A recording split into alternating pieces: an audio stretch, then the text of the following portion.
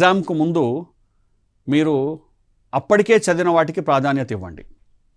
అప్పటికప్పుడు కొత్తది తీసుకొని స్టార్ట్ చేస్తే అది అర్థం కాదండి, మీకు ఎక్కువ టైం పడుతుంది, ఎగ్జామ్ సరిగా రాయలేరు.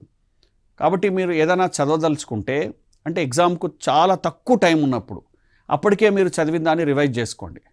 ఎగ్జామ్ ఒక డే ముందైతే మరీ కొత్తవి మీకు అసలు రానివి అర్థం కానీ చదవద్దు. మీరు అప్పటికే కోచింగ్ వెళ్ళున్నారు, క్లాస్ రూమ్లో నోట్స్ రాసుకున్నారు, టీచర్ చెప్పింది విని రాసుకున్నారు, దానికి ఫస్ట్ ప్రిఫరెన్స్ ఇవ్వండి. ఇలా చూడగానే వచ్చేస్తుంది, మీరు వెంటనే ఎగ్జామ్లో రాసేయచ్చు.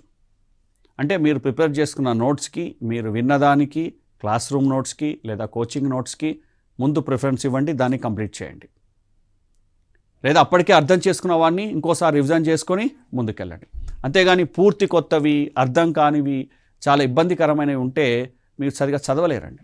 ఇక్కడ చూడండి, నేను చెప్పడానికి ముందు అంటే ఈ టిప్స్ మీరు వినడానికి ముందు, కోచింగ్కు ముందు ఇట్లా ఉంటుంది. బిఫోర్ స్టడీయింగ్ అంటే మనం చదవడానికి ముందు, ఈ వీడియో చూడడానికి ముందు మీరు 20% అంటే రెడీ, పాస్ అవుతామా కామా అనేది 20%, విజయం సాధిస్తామా లేదా అనేది 20.